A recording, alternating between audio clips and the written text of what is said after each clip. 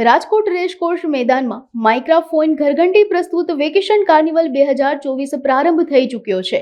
2 જૂન સુધી ચાલનારા આ વેકેશન કાર્નિવલને રાજકોટ વાસીઓ મન ભરીને માણશે। આ ફેરનું ઉદ્ઘાટન રામકૃષ્ણ આશ્રમના અધ્યક્ષ સ્વામી નિખિલેશ્વરાનંદજીએ અને સમાજ કલ્યાણ સમિતિના ચેરમેન સુરેન્દ્રસિંહ વાળા હસ્તે રંગેચંગે પ્રારંભ કરવામાં આવ્યો હતો। વેકેશન કાર્નિવલમાં ફક્ત 70 રૂપિયામાં લોકો 5 રાઇડ્સમાં બેસી શકશે। ઉપરાંત ફેરમાં બધા જ પ્રકારના સેગમેન્ટના સ્ટોલને આવરી લેવાયા છે, જ્યાં અત્યાધુનિક વસ્તુઓનું પ્રદર્શન તેમજ સૌરાષ્ટ્રની નામાંકિત કંપનીઓ પણ ફેરમાં ભાગ લઈ રહી છે।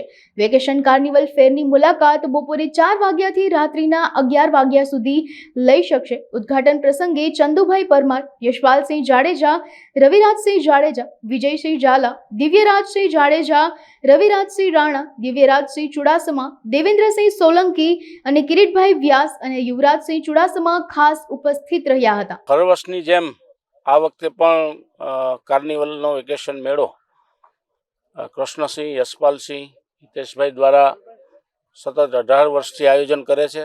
રાજકોટ અને રંગીલી જનતા કહેવાય છે। અહીંયા અવનવી રાઇડ્સ, અત્યારે માછલીઘર એક નવું નજરાણું છે, ખાવા પીવાનું સાથે ખરીદીનું પણ ઉત્તમ સ્થળ, સારી ક્વોલિટીની ખરીદી અહીંયા મળી રહે તે માટે એક 18 વર્ષથી સતત જે સ્ટેટ ફેર વેકેશન મેળો થાય છે એનું એક રાજકોટમાં સિમ્બોલ બની ગયો છે, એક વિશ્વાસપાત્ર સ્થળ બની ગયું છે અને લગભગ ઘણી સંખ્યામાં રાજકોટની જનતા અહીંયા મેળોને બાદ કરતા અહીંયા આવે છે આ વેકેશન મેળામાં।